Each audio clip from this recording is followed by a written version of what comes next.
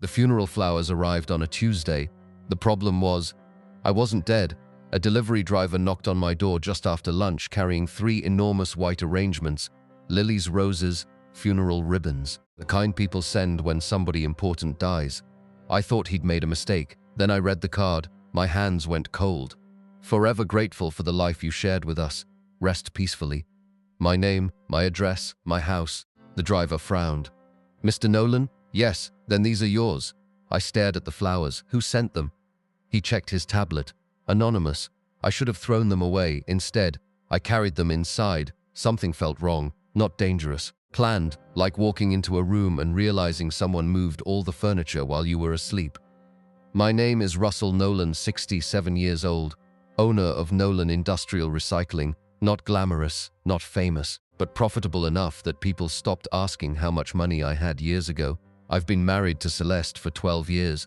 No screaming fights, no dramatic scandals, no affairs, at least none that I knew about. That evening, Celeste came home carrying shopping bags. The second she saw the flowers, she froze, not surprised, not confused, frozen for 1 second, maybe less. Then she smiled. "Oh, those are beautiful." I watched her carefully. "You've seen them before?" "No." "Then why aren't you asking why funeral flowers are sitting in our living room?" She laughed, too quickly. Maybe somebody sent them to the wrong address. Maybe, except she never walked over to read the card, never asked who sent them, never looked curious at all. 3 days later, something stranger happened. A banker called. Not my banker. A banker from a branch across town. He sounded embarrassed. "Mr. Nolan, I believe someone scheduled a succession review under your name." I nearly hung up.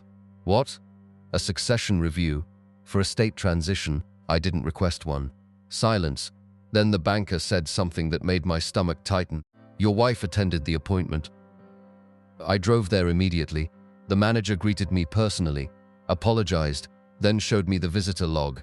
There it was, Celeste Nolan, 3 separate appointments. Over 2 months. What exactly did she ask about? The manager hesitated. "We're not supposed to discuss client inquiries. I'm the client." That changed things. He opened the file. I expected questions about retirement, trusts, taxes, normal things. Instead, every question focused on one topic: dedeath, not inheritance, dedeath, how quickly accounts transferred, how soon beneficiaries gained access, which assets bypassed probate, what documents delayed payouts, how disputes were handled, page after page after page. Driving home, I remembered something, a fight from 6 months earlier. Not a huge fight, just one of those ugly arguments married couples occasionally have. Celeste had thrown a wine glass into the sink. It shattered. She pointed at me and screamed, "You're worth more to me dead than alive." At the time, I dismissed it as anger. People say awful things during fights, but sitting in that car, looking at those banking records, remembering those funeral flowers, the sentence suddenly sounded less emotional and more financial. That night I couldn't sleep at 2:17 a.m. I walked into my home office, opened a safe, removed every beneficiary document I owned, insurance, retirement accounts, trust paperwork, everything. I spread them across the desk. Then I noticed something that shouldn't have existed. One beneficiary update form had already been submitted 3 weeks ago. Electronically, my signature was on it, perfectly copied, perfectly forged. And for the first time, I stopped wondering whether my wife expected me to die because somebody had already started preparing the paperwork. The question now was much worse. Who else was helping her? I didn't confront Celeste. That would have been stupid. People tell the truth when they think they're safe. They lie when they know they're being watched. So I smiled, acted normal, and started paying attention. 3 days later, I got my answer, not from Celeste, from a plumber I'd never hired. I arrived home unexpectedly around noon. His van sat in my driveway. When I walked inside, a man was crawling beneath the kitchen sink. Celeste nearly jumped out of her skin when she saw me. "Russell, what are you doing home?" Interesting question, considering it was my house. The plumber stood up, polite enough. "Afternoon, sir." I nodded. "What needed fixing?" He looked confused. "Your wife said there was a leak." I looked directly at Celeste. There wasn't. The plumber slowly realized he'd stepped into something uncomfortable. "I can leave." "No," I said. "Finish your work." Then I noticed something. He wasn't carrying plumbing tools, not many. Anyway, what he was carrying was a camera, a measuring laser, and a digital floor scanner. The moment he left, I called the company listed on the van, a real company, real employees, real licenses, but no plumber by that name, not one. By evening, I had his real identity, Victor Hale, private investigator. That changed everything, because private investigators don't care about leaking pipes. They care about information, assets, evidence, people.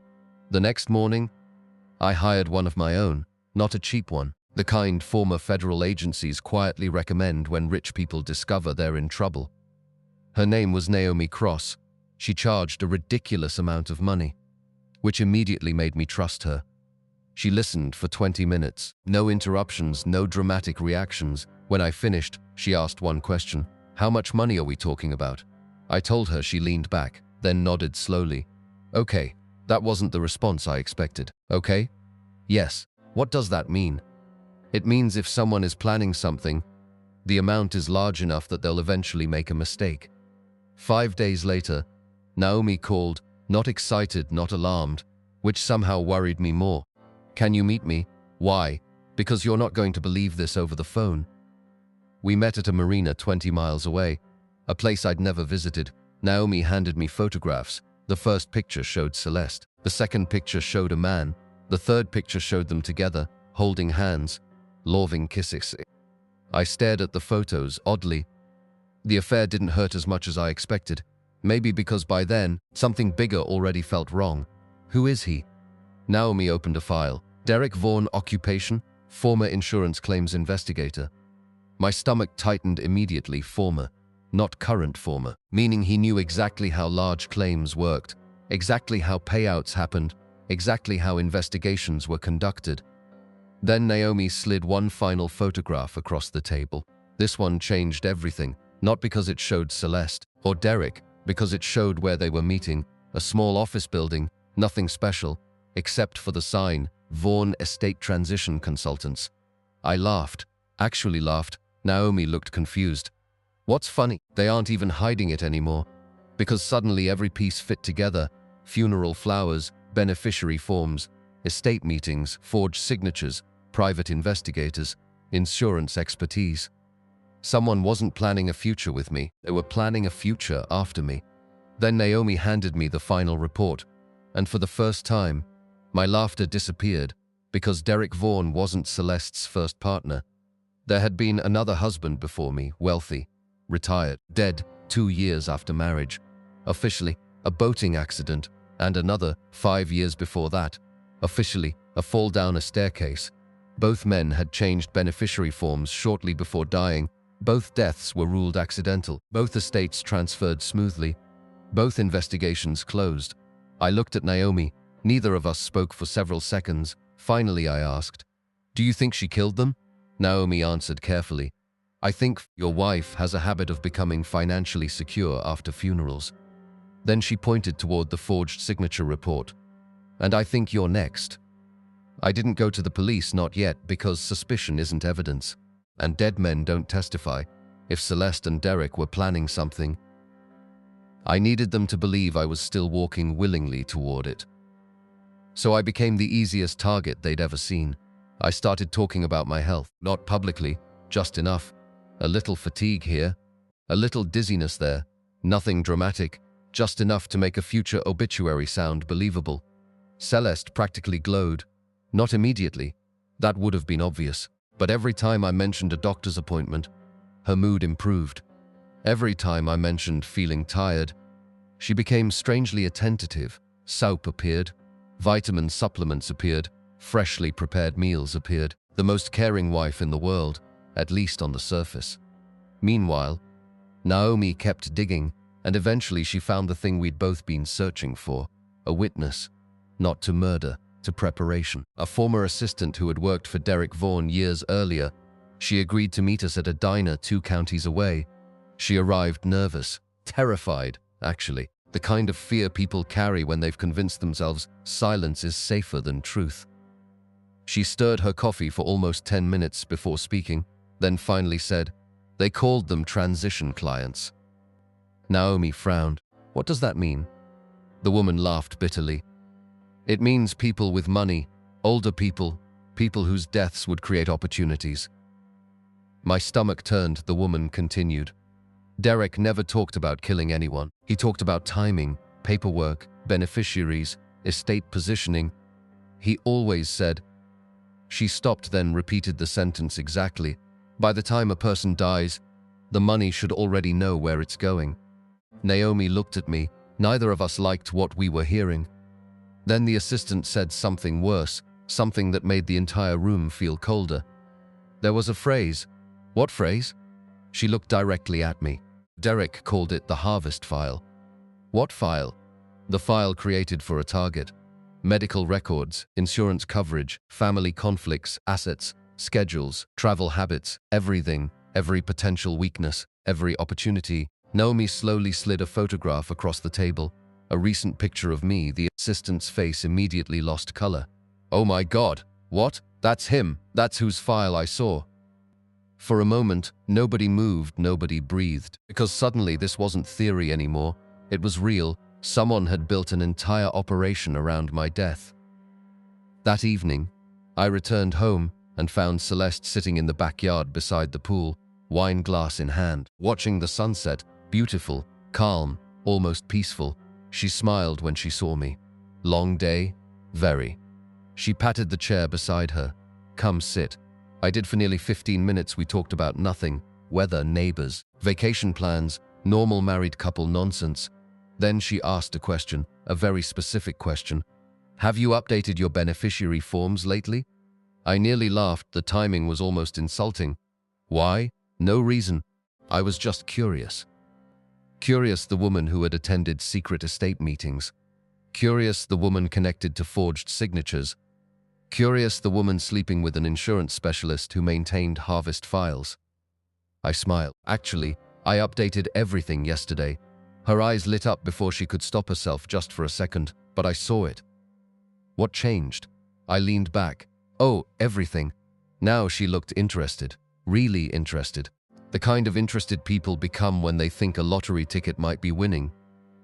Then I added, I also activated the legacy clause. The smile vanished instantly, because she knew exactly what that meant, and that terrified me, because I had never once discussed that clause with her, not ever. Yet, somehow, she recognized the term immediately.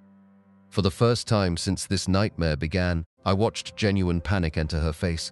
She recovered quickly. Too quickly. What's a legacy clause? I smiled. You tell me. She stood, muttered something about being tired, and went inside. 3 minutes later, she was on the phone. Naomi's surveillance team recorded every second, every word, every expression, every frantic gesture. Then came the sentence we'd been waiting for. The sentence that finally confirmed everything. Celeste whispered into her phone, something's wrong. Pause, listening. Then, if he activated it, another pause, and finally, we need to move now.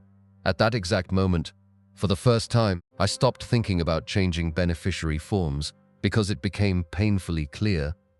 Celeste and Derek weren't planning for my death someday. They had already decided. It was supposed to happen very soon. I didn't wait for Celeste to make the next move.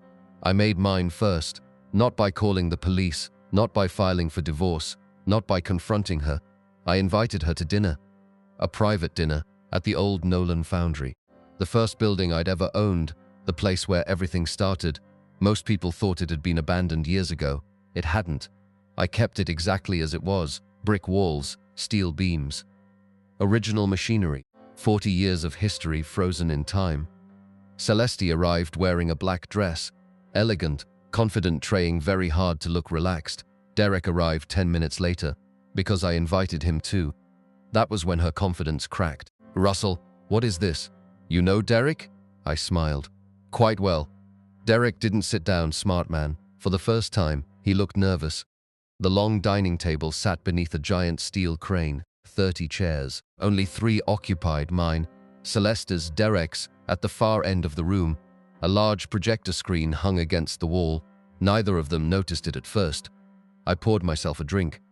Before we eat, I'd like to make a toast. Neither spoke. To preparation. That got Derek's attention. To beneficiary forms. Now Celeste looked pale to estate planning. Nobody touched their wine. Then I pressed a button. The projector came to life. First image, the forged beneficiary form. My signature, fake. Second image, photographs of Celeste and Derek together. Third image, records from the estate meetings. Fourth image, the surveillance audio transcript, the words, "We need to move now." Displayed across the entire wall, Celeste stood immediately. "You're spying on me?" Interesting, not denial, not shock, not innocence. Her first complaint was getting caught. Derek headed toward the exit. Unfortunately, 2 state investigators stepped through the opposite door. Right on schedule. He stopped walking. I looked at Celeste, really looked at her. For perhaps the final time, "You know what bothered me most?" She didn't answer. It wasn't the affair. It wasn't the money. It wasn't even the planning. I pointed toward the giant screen. "It was that you spent years pretending. You smiled at holidays. You toasted anniversaries. You held my hand at funerals. And the entire time, you were calculating." For the first time, her mask disappeared. Completely. "Do you know what it's like?" she snapped. "Living with someone everyone worships. There was always your company, your reputation, your legacy. Everything belonged to you." I laughed. Actually laughed. "Then you should have left." The room went silent. Normal people leave. They get divorced. They move on. They don't create harvest files. They don't forge signatures. They don't research payout schedules. They don't plan funerals before deaths. Neither of them had an answer, because there wasn't one. The lead investigator stepped forward. "Mr. Vaughn, we'd like to discuss several previous estates." Derek finally understood. This wasn't about me anymore. The former husbands, the suspicious deaths, the financial transfers, the patterns. Everything Naomi uncovered had reopened old investigations. All of them. He looked at Celeste. Celeste looked at him. And for the first time, neither trusted the other. The funny thing about partnerships built on greed is that loyalty disappears the moment survival becomes more valuable. 6 months later, the criminal investigation was still ongoing. I won't pretend there was some dramatic courtroom confession. Real life rarely works that way. But bank records surfaced, B-mounds surfaced, forged documents surfaced, witnesses surfaced, enough that neither of them spent much time smiling anymore. As for me, I changed every beneficiary form, every single one. Not to another woman, not to relatives, not even to my children. I established the Nolan Trades Foundation, a program funding apprenticeships for mechanics, welders, electricians, machinists, and industrial workers. The people who build things, fix things. Keep cities alive, the people society forgets until something breaks. 1 year later, the foundation helped over 3,000 young workers. The number kept growing. Reporters occasionally asked why I created it. I always gave the same answer. Because somebody once told me I was worth more dead than alive. They usually looked uncomfortable. Then I'd smile and finish the sentence. They were wrong. My money became valuable only after I stopped leaving it to people waiting for me to die. The old foundry still stands today. Above the entrance hangs a bronze plaque. 6 words, nothing more, nothing less. Alive was always worth more.